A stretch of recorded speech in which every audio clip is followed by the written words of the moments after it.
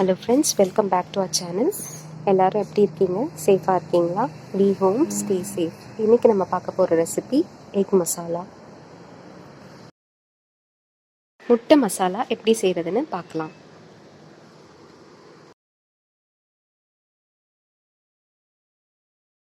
தேவையான பொருட்கள்: சின்ன வெங்காயம், தக்காளி, சோம்பு, காஞ்ச மிளகாய், பூண்டு, இஞ்சி, பாயில் பண்ணி வச்சுருக்க எக்கு. ஃபஸ்ட்டு மிக்சியில் தக்காளி ஆட் பண்ணிக்கோங்க. நான் 2 தக்காளி எடுத்திருக்கேன். 2 சின்ன துண்டு இஞ்சி ஆட் பண்ணிக்கோங்க. பூண்டு ஆட் பண்ணிக்கோங்க. நான் 2 முழு பூண்டு எடுத்திருக்கேன். காஞ்ச மிளகாய் ஆட் பண்ணிக்கோங்க. 1 ஸ்பூன் அளவுக்கு சோம்பு. காரத்துக்கு ஏற்ற மாதிரி மிளகாய் ஆட் பண்ணிக்கோங்க. எல்லாத்தையும் மிக்சியில் அரைச்சிட்டு ஒரு பாத்திரத்தில் ஊற்றி தனியாக எடுத்து வச்சுக்கோங்க. இப்போ ஒரு கடாயில் 2 ஸ்பூன் அளவுக்கு எண்ணெய் ஊற்றிக்கோங்க. நான் கடலெண்ணெய் எடுத்திருக்கேன், நீங்கள் நல்லெண்ணெய் கூட யூஸ் பண்ணிக்கலாம்.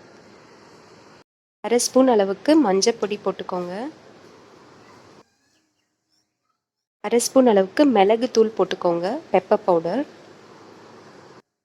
பாயில் பண்ணி வச்சுருக்க முட்டையை அது கூட ஆட் பண்ணிக்கோங்க.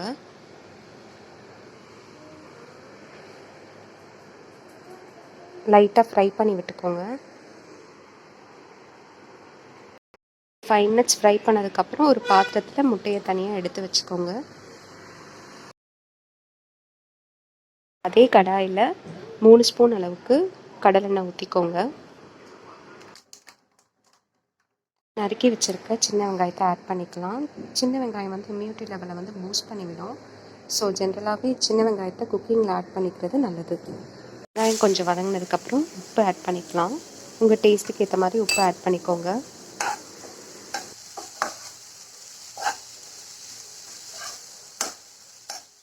நம்ம ஏற்கனவே தக்காளியோடு சேர்த்து அரைச்சி வச்சுருந்தோம் இல்லையா, அந்த பேஸ்ட்டை வந்து வெங்காயத்தோடு ஆட் பண்ணிக்கோங்க.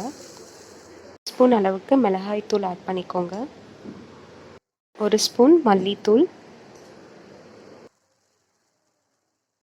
1/2 ஸ்பூன் அளவுக்கு மஞ்சத்தூள் ஆட் பண்ணிக்கோங்க.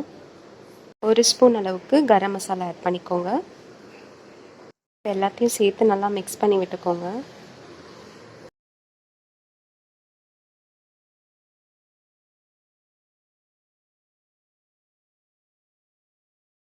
ஒரு கப் அளவுக்கு தண்ணி சேர்த்துக்கோங்க. இப்போ ஒரு லிட்டை வச்சு மூடி ஒரு 5 மினிட்ஸ் கொதிக்க விட்டுக்கோங்க. 5 மினிட்ஸ் கழித்து நம்ம இதோடு சேர்த்து முட்டையை ஆட் பண்ணிக்கலாம். நம்ம ஏற்கனவே ஃப்ரை பண்ணி வச்சுருந்தோம் இல்லையா முட்டையை, அதை வந்து ஒன்று ஒன்றா இந்த கிரேவியோடு சேர்த்துக்கலாம்.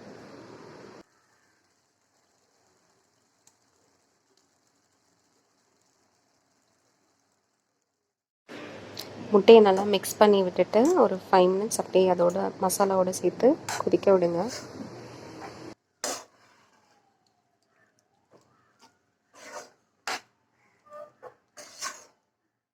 கொஞ்சமாக கருவேப்பிலை ஆட் பண்ணிக்கோங்க.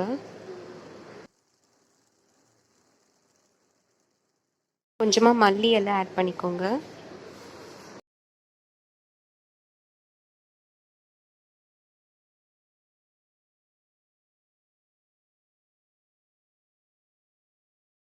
எக் மசாலா ரெடி ஆகிடுச்சு.